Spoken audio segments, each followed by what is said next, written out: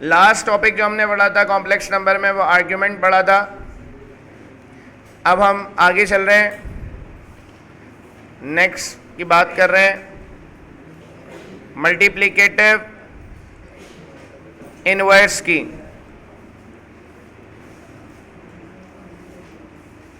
Multiplicative inverse complex number का कैसे निकाला जाता है? z बराबर है a प्लस आयोटा b के, या फिर इसको ऑर्डर्ड पेयर फॉर्म में अगर लिखें तो a कॉमा b। तो मल्टीप्लिकेटिव इनवर्स निकालने का फॉर्मूला है z इनवर्स बराबर है a upon a square plus b square comma minus b upon a square plus b square. तो यहां पर if z is equals to 3,4 then z inverse निकालना है हमें। तो बेटा अगर एक complex number ordered pair form में गिवन है और उसका इनवर्स निकालने को कहा जा रहा है, तो इनवर्स निकालने के लिए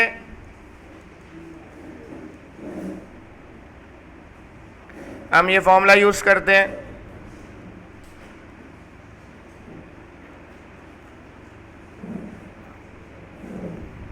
यहां पर a की जगह 3 आएगा, b की जगह 4 आएगा। 3 अपॉन 3 का स्क्वायर प्लस 4 का स्क्वायर, b की जगह हमने 4 रख दिया। तो मल्टीप्लिकेटिव इनवर्स आ गया 3 अपॉन 9 प्लस 16 मतलब 25 माइनस 4 अपॉन 25। तो हमने इस कॉम्प्लेक्स नंबर का मल्टीप्लिकेटिव इनवर्स निकाल लिया। तो मल्टीप्लिकेटिव इनवर्स निकालने के दो तरीके, एक तरीका तो ये कि फॉर्मूला लगा दें। फॉर्मूला वाला तरीका सबसे ज़्यादा फास्ट तरीका है, रिजल्ट्स जल्दी मिल जाएंगे। एप्टीट्यूड में भी हमें ऐसा तरीका यूज़ करना है जिससे रिजल्ट जल्द से जल्द आ जाए। दूसरा तरीका भी बता देते हैं, रिवाइज करा देते हैं। 3,4 लिखा हुआ है, जिसको हम कॉम्प्लेक्स नंबर की फॉर्म में अगर लिखें तो कॉमा की जगह प्लस की sign 4 iota.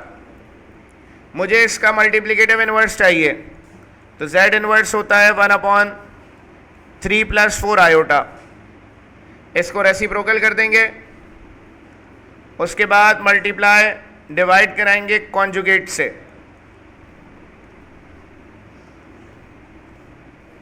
So z inverse is equals to 1 upon 3 plus 4 iota, multiply कराएंगे 3 माइनस 4 आयोटा से, डिवाइड कराएंगे 3 माइनस 4 आयोटा से। 3 माइनस 4 आयोटा अपॉन 3 का स्क्वायर माइनस 4 आयोटा का square. So we have z inverse is equals to 3 का square 9 आ जाएगा, 16 iota square.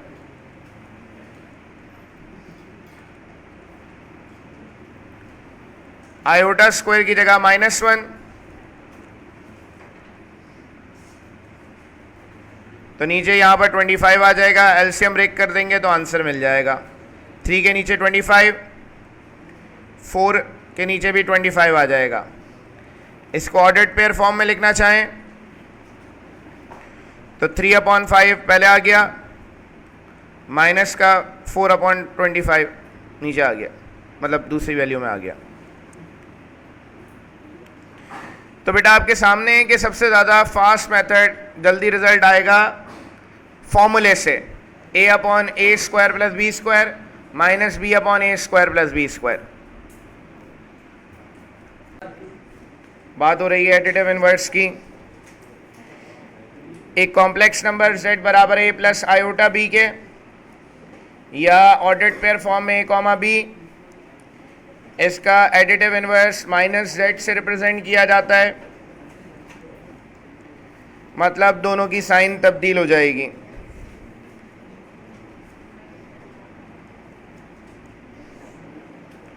If z is equals to 2 plus 3 iota, then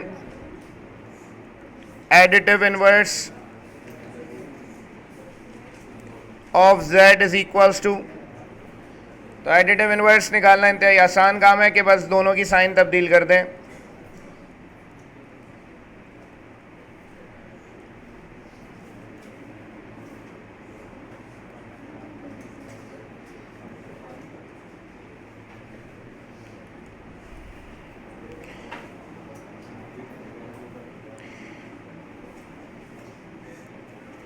additive inverse के बाद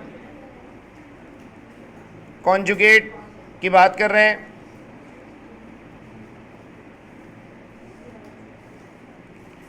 if z is equals to a plus iota b और a comma b,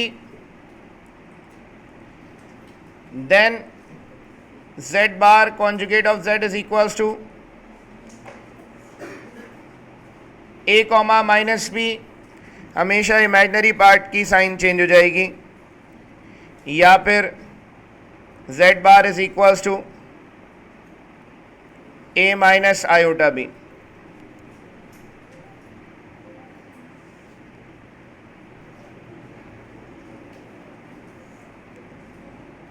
इसका MCQ आता है z plus z bar is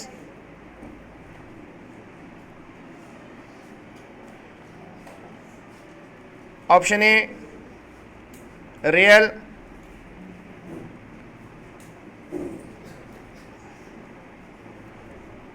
option B imaginary, option C both and D none. कि हमें z को और उसके कॉन्जुगेट को ऐड कराना है और देखना है कि क्या रिजल्ट आएगा। तो जब भी कोई ऐसा सवाल आ जाए कि वो प्रॉपर्टी की फॉर्म में है, तो आप कोई भी कॉम्प्लेक्स नंबर सपोज कर लें, z सपोज कर लें, जो आपका दिल कर रहा है एक कॉम्प्लेक्स नंबर होना चाहिए, 2 प्लस 5 आयोटा फॉर एग्जाम्पल। इसका कॉन्जुगेट 2 माइनस 5 आयोटा होगा। दोनों को ऐड करा देते हैं, तो z plus conjugate of z, 5 iota से 5 आयोटा कैंसिल, 4 आ गया रिजल्ट, मतलब एक रियल नंबर आ गया। तो जब भी कोई कॉम्प्लेक्स नंबर को उसके कॉन्जुगेट से ऐड कराएंगे, आने वाला आंसर हमेशा रियल होगा।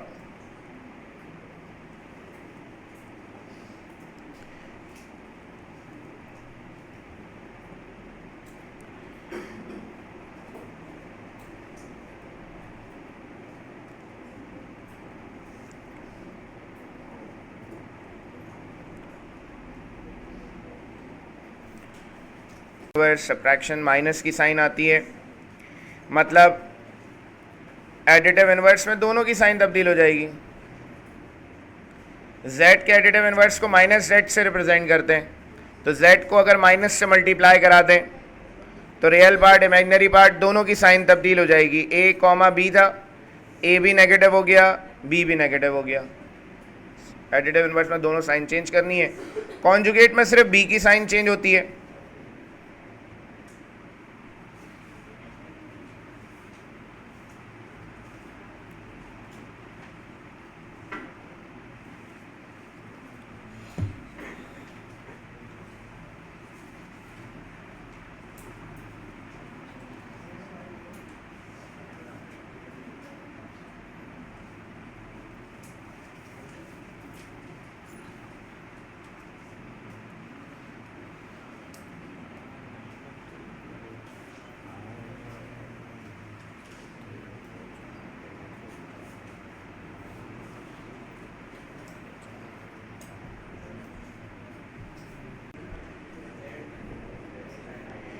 बेटा z एक कॉम्प्लेक्स नंबर सपोज कर रहा हूं x plus iota y, conjugate of z x minus iota y। ये वैल्यू को 2 बार लिख रहा हूं मैं यहां।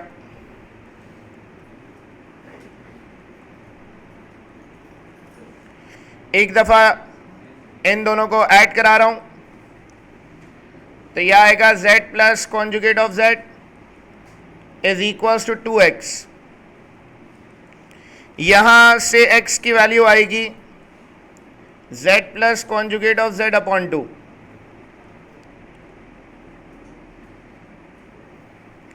इन दोनों वैल्यूज को सब्ट्रैक्ट करा रहा हूं, तो साइन चेंज हो जाएगी, x x कैंसिल हो गया, z माइनस z बार बराबर होगा 2 आयोटा y के,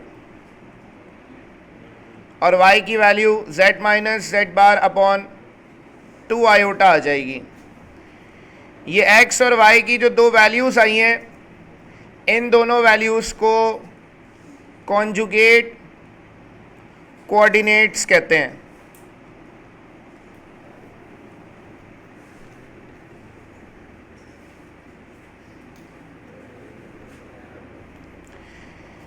इसका सवाल इस तरीके से आता है,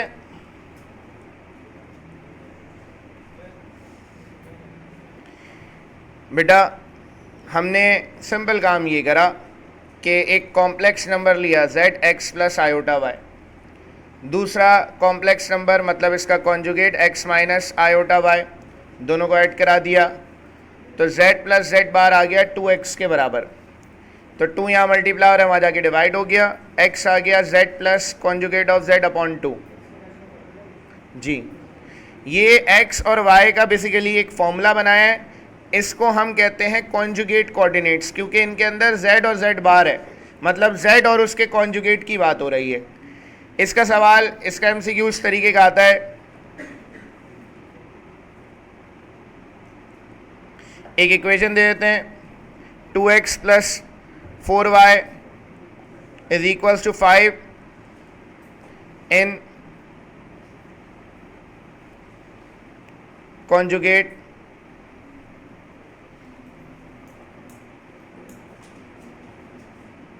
coordinates. Express this equation in conjugate coordinates, मतलब आपने सिंपल यहाँ पर ये करना है कि x की जगह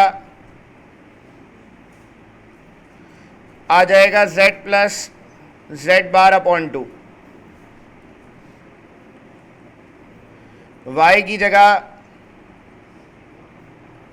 आ जाएगा z minus z bar upon 2 iota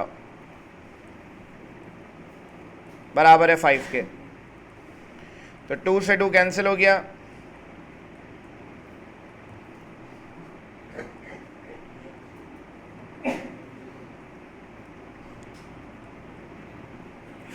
तो 2 upon iota into z minus z bar is equals to 5। ये आंसर है, बस इस फॉर्म में ऑप्शन होगा। तो हमने इक्वेशन को कॉन्जुगेट कोऑर्डिनेट्स की फॉर्म में कन्वर्ट कर दिया। ये टॉपिक भी पुरानी किताब का है, नई किताब में टॉपिक नहीं है, सिंध बोर्ड में ही था पहले, लेकिन क्योंकि पुराने टॉपिक्स भी रिपीट हो जाते हैं एनईडी या मुख्तलिफ यूनिवर्सिटी। पोलर फॉर्म की अब बात करेंगे। पोलर फॉर्म कहते हैं हम कॉम्प्लेक्स नंबर की ऐसी फॉर्म को जिसके अंदर r और थीटा आ जाए, r cos theta plus iota sine theta को पोलर फॉर्म कहा जाता है। ये पोलर फॉर्म आती कहाँ से, इस पे ज़रा बात करते हैं।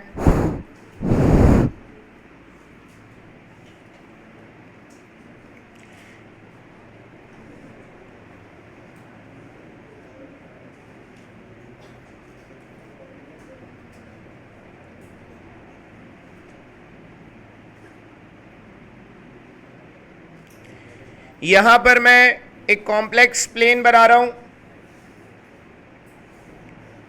एक्स वाई प्लेन, जिसपे कॉम्प्लेक्स नंबर्स को हम प्लॉट कर रहे हैं। कॉन्सेप्ट बता रहा हूं कि पोलर फॉर्म बनती कैसे है। एक पॉइंट है हमारे पास या एक कॉम्प्लेक्स नंबर है, z is equals to x plus iota y. इस कॉम्प्लेक्स नंबर को अगर हम ऑर्डर्ड पेयर फॉर्म में लिखें तो रियल पार्ट x है, इमेजिनरी पार्ट y है। मैं ग्राफ पे एक पॉइंट को प्लॉट करता हूं। फॉर एग्जांपल पॉइंट यहां आ गया, ये x, y। अगर हम इस पॉइंट को ओरिजिन से मिला दें तो जो लाइन बनती है, इस लाइन की length mod of a complex number कहलाती है। पोलर फॉर्म में मॉड को r से रिप्रेजेंट किया जाता है, स्मॉल r से। पोलर फॉर्म के अंदर मैग्नीट्यूड को स्मॉल r से रिप्रेजेंट किया जाता है। यहां पर बेटा मैं एक परपेंडिकुलर ड्रॉ करूंगा, तो ये जो लाइन है ये एक एंगल बना रही है जिसको आर्ग्यूमेंट कहा जाता है थीटा। बेटा यहां पर जो ये हॉरिजॉन्टल डिस्टेंस है ये एक्स एक्सिस पर है, इसका कोऑर्डिनेट एक्स जो है वो एक्स के ही बराबर है, तो इसका हॉरिजॉन्टल डिस्टेंस एक्स है। इसकी जो हाइट है इसको हमने वाई सपोज की है। इस राइट एंगल ट्राइंगल को जरा सॉल्व करते हैं। एंगल के जो ऑपोजिट साइड है ये परपेंडिकुलर कहलाती है, एडजेसेंट साइड बेस कहलाती है, और ये हाइपोटेन्यूस है। हमें ये बात पता है कि कॉस थीटा बराबर है बेस अपॉन हाइपोटेन्यूस के, साइन थीटा बराबर है परपेंडिकुलर अपॉन हाइपोटेन्यूस के। बेटा बेस यहां पर x है, हाइपोटेन्यूस यहां पर r है, परपेंडिकुलर की जगह y आएगा, हाइपोटेन्यूस की जगह r आ गया। ये r डिवाइड हो रहा है, वहां जाकर मल्टीप्लाई होगा, तो x की वैल्यू आ गई r cos थीटा, y की वैल्यू आ गई r sin थीटा।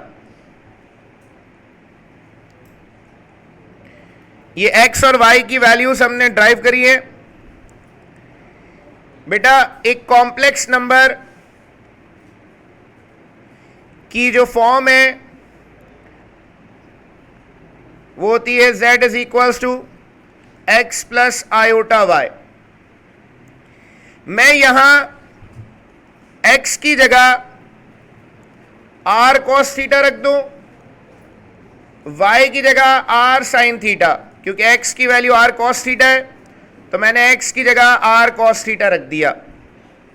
y की वैल्यू r sin थीटा आई है तो y की जगह मैंने r sin थीटा रख दिया।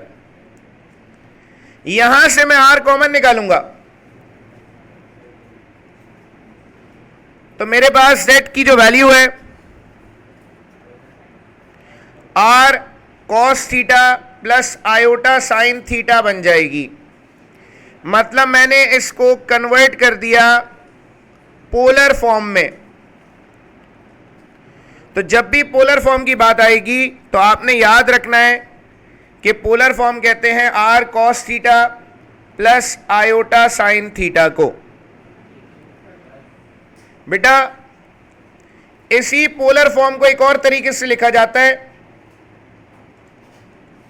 मतलब ये जो cos theta plus iota sin theta है इसको कहते हैं शॉर्ट फॉर्म में CIS थीटा।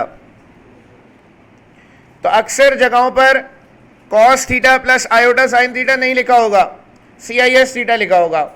तो cos iota sin theta basically इसकी शॉर्ट फॉर्म है।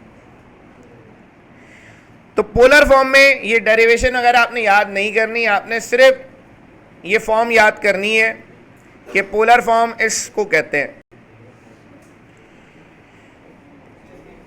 बेटा यहां पर पोलर फॉर्म निकलती कैसे? मैग्नीट्यूड निकलता है रूट ए स्क्वायर प्लस बी स्क्वायर से, जो मैग्नीट्यूड का फॉर्मूला है, और थीटा निकलता है tan inverse imaginary part upon real part. जिसको हम b अपॉन ए भी कह सकते हैं, एक ही बात। कोई सवाल कर रहा था? अभी एमसीक्यू पे जाते हैं कि कैसे आएगा इसका। बेटा हमें इसकी पोलर फॉर्म बतानी है √3 प्लस आयोटा की। दो तरीके हैं पोलर फॉर्म के। एक तरीका एस के एमसीक्यू को सॉल्व करने का ये है कि आप r निकालें √a² प्लस b² से। कॉम्प्लेक्स नंबर है आपके पास गिवन √3 प्लस आयोटा। आयोटा का कोफिशिएंट मतलब 1 है। a यहाँ पर √3 है, b यहाँ पर 1 है, तो √3 का स्क्वायर प्लस 1 का स्क्वायर।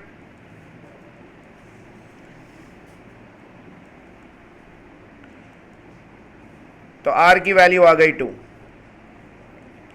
अब r की वैल्यू आपके पास 2 आ गई है। अब थीटा निकालना है। थीटा निकालने के लिए tan inverse y upon x या b अपॉन ए फॉर्मूला लगता है। a आपके पास √3 है, b आपके पास 1 है। tan की वैल्यू 1 अपॉन √3 होती है 30 डिग्री पर, या π/6 रेडियंस, सॉरी। अब ये वैल्यूज भी याद करने का तरीका बताना है।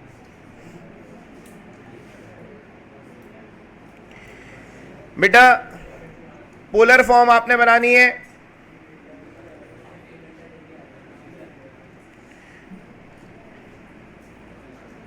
Polar form r cos theta plus iota sine theta है। r की जगह आपने 2 रख दिया, थीटा की जगह 30 डिग्री रख दिया, तो ये फॉर्म बन गई पोलर फॉर्म इसकी। एक तरीका तो ये है कि आप r निकालें, थीटा निकालें और पोलर फॉर्म बना लें। दूसरा एक और तरीका है पोलर फॉर्म मालूम करने का।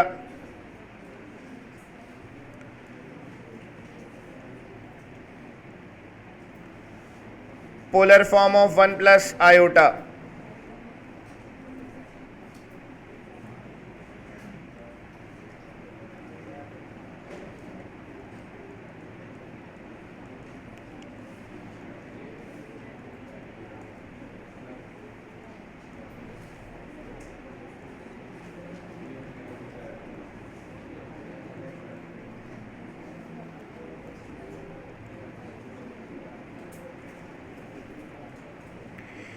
बेटा दूसरा तरीका पोलर फॉर्म मालूम करने का ये कि ऑप्शंस को आप सॉल्व कर लें।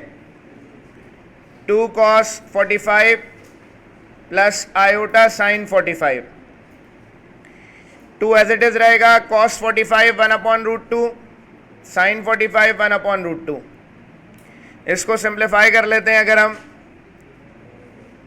तो एलसीएम 1 प्लस आयोटा अपॉन √2 आ जाएगा, और 2 अंदर मल्टीप्लाई भी करा दें तो ये जो नंबर दिया हुआ है कॉम्प्लेक्स, ये नंबर नहीं बन रहा ऑप्शन ए से। फिर हम ऑप्शन बी पे जाएंगे।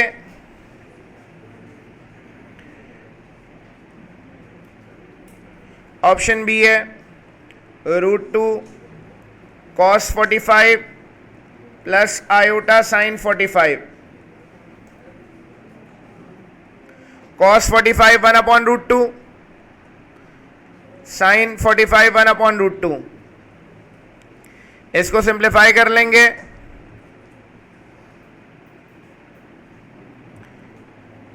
तो ये आ जाएगा √2, या एलसीएम लेंगे बेटा 1 प्लस आयोटा अपॉन √2 आ गया।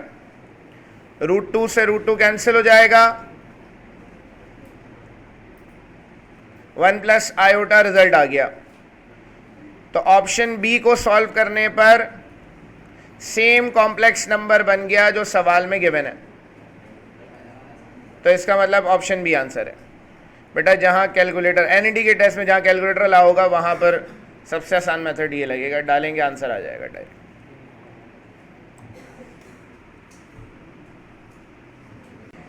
बेटा नेक्स्ट बात हो रही है एक थ्योरम की डी मोरविस थ्योरम। ये थ्योरम क्या कह रहा है? कह रहा है कि भाई अगर सवाल इस फॉर्म में है cos theta plus iota sine theta और इसके ऊपर कोई भी पावर आ जाए तो ये बराबर है cos n theta plus iota sine n theta के। तो ये थ्योरम कहता है कि पावर कोई भी आ जाए, a प्लस बी के होल स्क्वायर का फॉर्मूला या बाइनोमियल थ्योरम अप्लाई करने के बजाय आप ये थ्योरम अप्लाई करें कि जो भी पावर है वो थीटा से मल्टीप्लाई हो जाएगी। For example cos 45 degree plus iota sine 45 degree, इसके ऊपर स्क्वायर लगा हुआ है। तो इसको सॉल्व करने का एक तरीका तो ये है कि a प्लस बी के होल स्क्वायर का फॉर्मूला लगाएं। ये थ्योरम कहता है कि भाई सिंपल आपने क्या करना है कि जो भी पावर है उसको आपने एंगल से मल्टीप्लाई कराना है।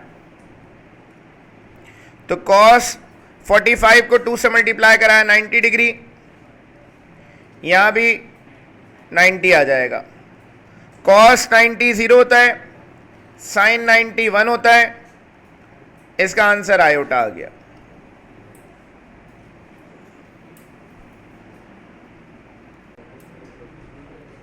एक और प्रॉपर्टी है कि अगर सवाल cos theta plus iota sine theta की फॉर्म में है, ऊपर अलग एंगल लिखा हुआ है, नीचे अलग एंगल लिखा हुआ है, डिवाइड में फ्रैक्शन में, तो इसका आंसर आएगा cos theta 1 minus theta 2 plus iota sine theta 1 minus theta 2। मतलब सिंपल जो एंगल्स लिखे हुए हैं, जो कॉस के एंगल्स हैं वो माइनस हो जाएंगे।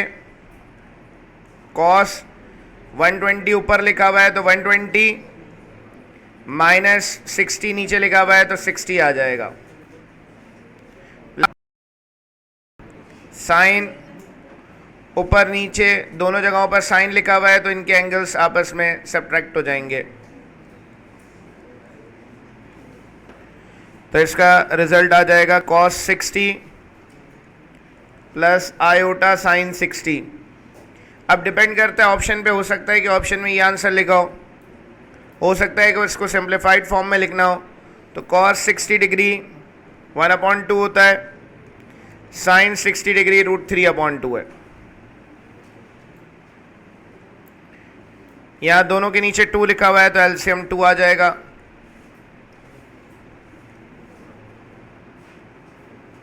तो ये इसका आंसर हो जाएगा। बेटा इस सवाल में फ्रैक्शन वाली यही फॉर्म है, ऊपर cos 15 है, नीचे cos 10 है, होल पावर भी लगी हुई है। पहले अंदर एंगल्स को माइनस करा लेते हैं। 15 में से 10 माइनस होगा, प्लस आयोटा साइन, ऊपर 15 लिखा है नीचे 10 तो ये माइनस होगा,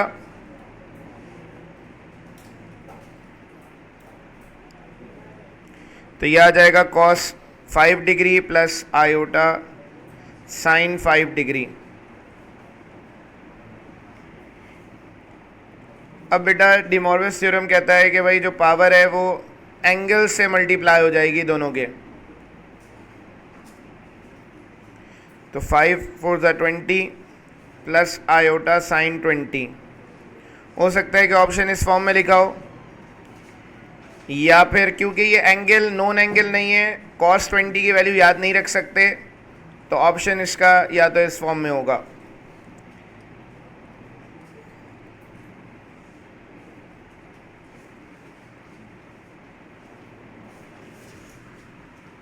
कि किस तरह से आप याद रख सकते हैं।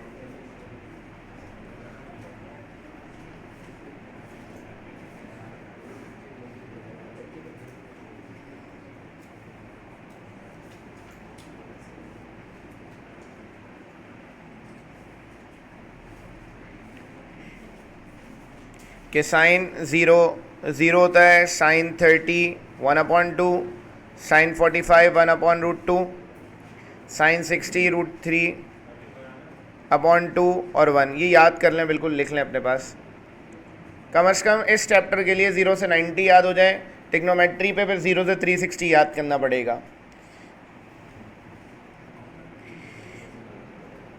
साइन की जो वैल्यूज़ हैं इनको उल्टा लिख दें, मतलब 1 यहाँ लिखा हुआ है आखिर में, तो 1 पहले लिख दें। फिर √3/2 लिखा हुआ है, तो यहाँ √3/2 आ जाएगा कॉस के लिए, फिर 1/√2, फिर 1/2 और 0। 10 की वैल्यू चाहिए, तो 10 आपको पता है कि साइन अपॉन कॉस होता है, तो इन दोनों को आपस में डिवाइड करा लें, 0 डिवाइडेड बाय 1 तो 0 आएगा।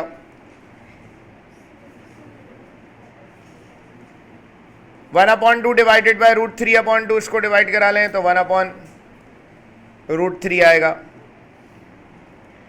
फिर इसी तरीके से 1/√2 और 1/√2 को डिवाइड करा लें तो 1 आ जाएगा। इन दोनों को डिवाइड कराएंगे तो √3 और इन्फिनिटी।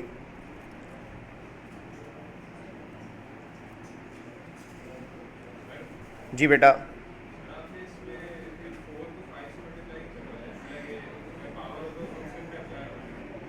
पावर तो असल में पावर जब आ जाए तो एक तरीका तो ये होता है कि आप बाइनोमियल थ्योरम लगाएं, उसमें क्या होगी, लंबी होगी।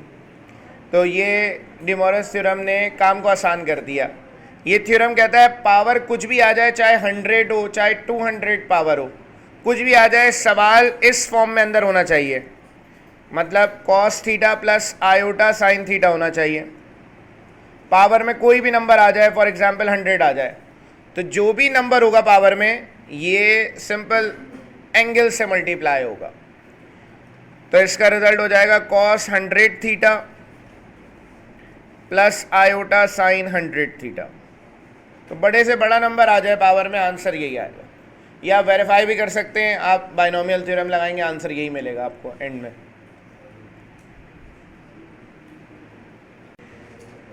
कुछ प्रॉपर्टीज की बात कर रहे हैं,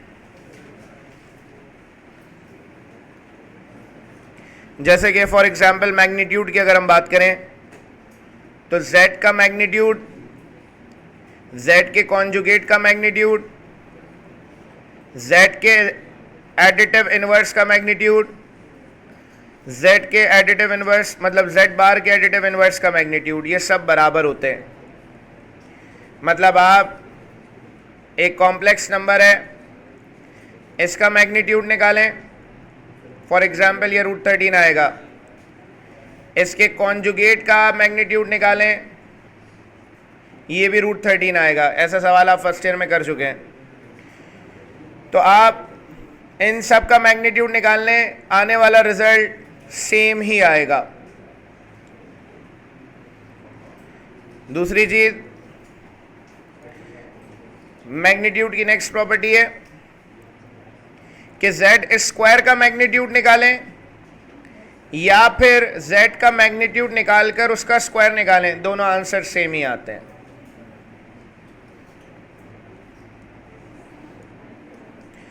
इसी तरह z multiply by z magnitude, दो कॉम्प्लेक्स नंबर अगर मल्टीप्लाई हो रहे हैं तो इसका मैग्नीट्यूड बराबर होता है z1 magnitude into z2 magnitude के।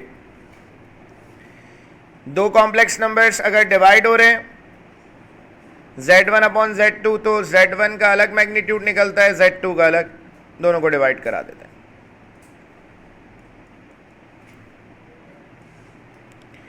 अगर z अपने कॉन्जुगेट से मल्टीप्लाई होगा तो answer magnitude of z square आएगा।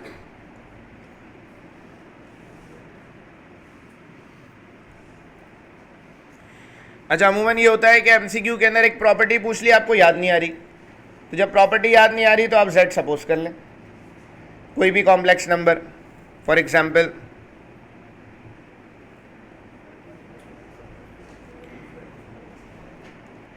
आपके पास, आपसे पूछ रहे हैं कि भाई z मल्टीप्लाई बाय z बार किसके बराबर है, और ऑप्शंस दिए हुए हैं।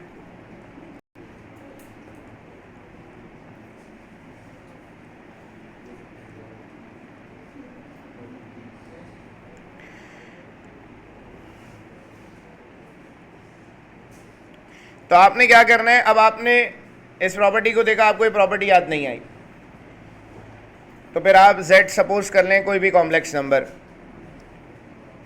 2 + 3 आयोटा 2 + 4 आयोटा सपोज कर लिया, इसका कॉन्जुगेट आ जाएगा 2 - 4 आयोटा। अब आप क्या करें भाई, z को उसके कॉन्जुगेट से मल्टीप्लाई कराएं,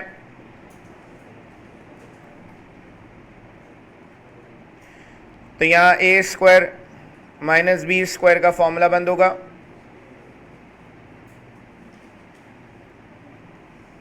तो ये 20 आ जाएगा। तो आपने देखा z × z बार का रिजल्ट आ रहा है 20, मतलब सवाल में जो वैल्यू दी हुई है इसका रिजल्ट 20 आ रहा है। अब आपने ऑप्शंस के रिजल्ट को देखना है। पहला ऑप्शन है मैग्नीट्यूड ऑफ z, तो आपने z का मैग्नीट्यूड निकालना है।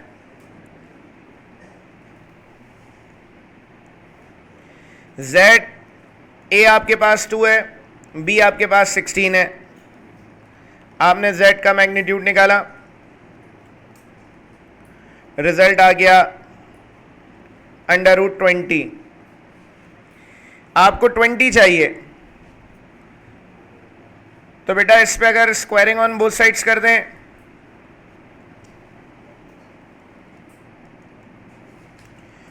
तो जो आंसर आपको चाहिए वो आंसर मिल गया कॉन्जुगेट मॉड ऑफ z के स्क्वायर के बराबर। तो आपने कह दिया ऑप्शन बी आंसर है। प्रॉपर्टी याद होगी तो आप डायरेक्ट देख के बता देंगे ये आंसर है, याद नहीं है तो फिर आपको थोड़ा सा लंबा काम करना पड़ेगा कि आपको एक कॉम्प्लेक्स नंबर सपोज करके सवाल को सॉल्व करना होगा और फिर ऑप्शंस को सॉल्व करना होगा।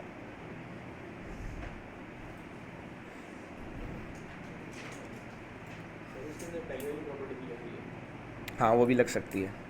आप ये भी कह सकते हैं कि भाई z × z बार बराबर है मॉड ऑफ z के स्क्वायर के, या फिर आप कह सकते हैं z × z bar conjugate of z के स्क्वायर के मैग्नीट्यूड के, या आप कह सकते हैं कि माइनस z के मॉड के स्क्वायर के बराबर है, या आप कह सकते हैं क्योंकि आपने यहाँ पर ये मेंशन कर लिया ना कि भाई मैग्नीट्यूड ऑफ z, उसके कॉन्जुगेट का मैग्नीट्यूड, एडिटिव इन्वर्स का मैग्नीट्यूड, और ये सब बराबर हैं। तो बेटा इसीलिए आप यहाँ पर मैग्नीट्यूड ऑफ z लिख दें, z बार का मैग्नीट्यूड लिख दें, एडिटिव इन्वर्स का मैग्नीट्यूड लिख दें, सब सेम ही आएगा आंसर।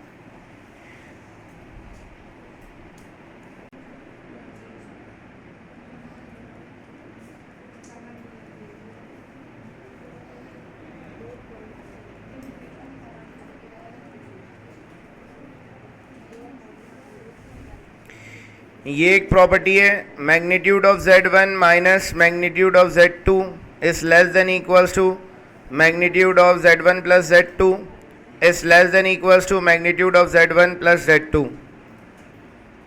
इस प्रॉपर्टी को ट्राइंगल इनइक्वालिटी कहते हैं।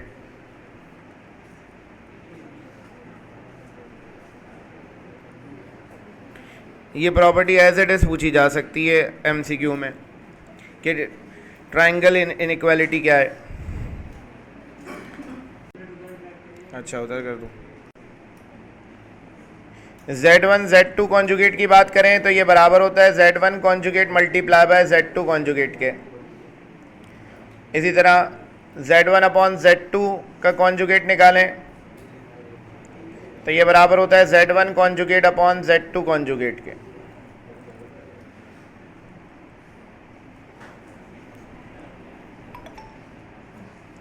ये डायरेक्ट याद भी करते हैं कि Z1 plus Z bar is real, Z minus Z bar is imaginary भी कहते हैं इसको, कहीं पर प्योरली इमेजनरी भी लिखा हुआ है।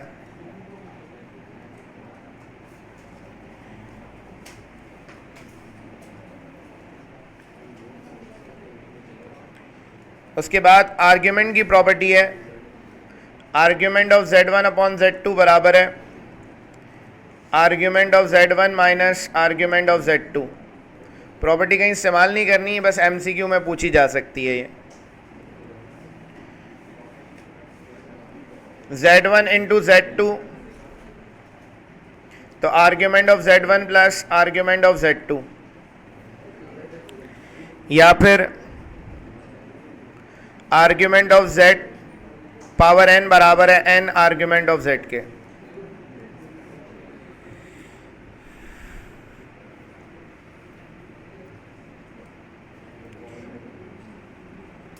बनाने को तो और भी बहुत सारी प्रॉपर्टीज़ बनाई जा सकती हैं, जो कुछ बेसिक प्रॉपर्टीज़ हैं बुक में वो मैंने यहाँ लिखी हैं।